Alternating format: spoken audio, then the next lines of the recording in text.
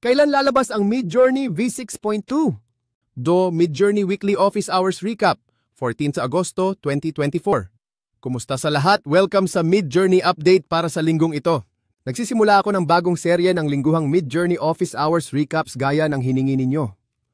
Narito ako para ipaliwanag ang pinakabagong balita mula sa Midjourney team tungkol sa mga ginagawa nila at kung ano ang mga paparating.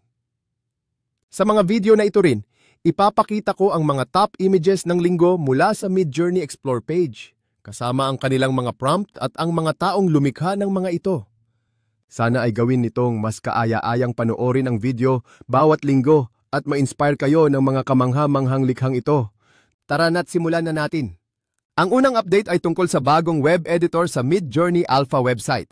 Ilulunsad ito ngayong linggo, posibleng ngayong araw o bukas. Pinag-uugnay nito ang mga feature ng reframe at repaint. Ibig sabihin, magkakaroon ito ng vary region, zoom out, change aspect ratio, pan na mas pinagsama at pinasimple sa isang bagong user interface. Sa ngayon, para lamang ito sa mga Midjourney images at ang pag-edit ng non-Midjourney images ay darating pa sa hinaharap. May paparating na personality survey upang tuklasin ang ugnayan sa pagitan ng personalidad at estetika. May ginagawa ring demographic exploration tool na posibleng ilunsad bago matapos ang buwan. Ang version 6.2 ay kasalukuyang nasa training pa lamang, hindi pa isinasailalim sa testing. Inaasahang mas malaki ito kaysa sa 6.1 na release. Isasama nito ang ilang version 7 datasets para sa mas pinahusay na prompt accuracy.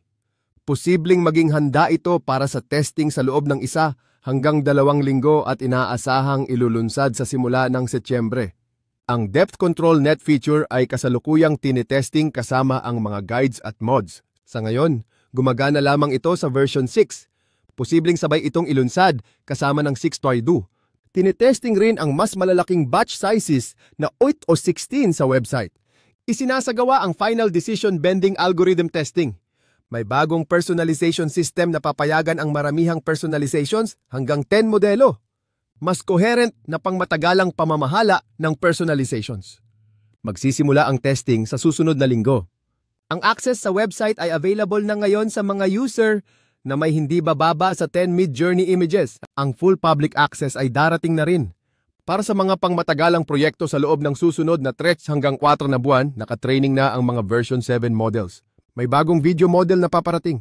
Magsisimula na rin ang 3D data collection phase. May mga drawing features gamit ang bagong dataset. Magiging mas mabilis at real-time ang image generation. May mga paparating na website enhancements gaya ng room syncing sa pagitan ng Discord at website. Ang bagong disenyo ng top bar ay ilalunsad. Paparating na rin ang mga pinahusay na explore at describe features. May bagong mga paraan ng pag-rate ng images na ibig sabihin ay maaari mo nang i-rate ang aesthetics ng image o ang coherence lamang. Masigasig ang Midjourney team sa paggawa ng mga kapanapanabik na update na ito. At may mas ambisyosong mga lihim na proyekto pang nasa pipeline. Habang ang ilang mga feature tulad ng subfolders ay maaring nakahold, nakatuon ang pansin sa paghahatid ng mga pagbabago na tunay na makapagpapabago ng laro. Iyon lang para sa linggong ito. Abangan ang mas marami pang update at masayang paglikha gamit ang Midjourney. Maraming salamat sa panonood!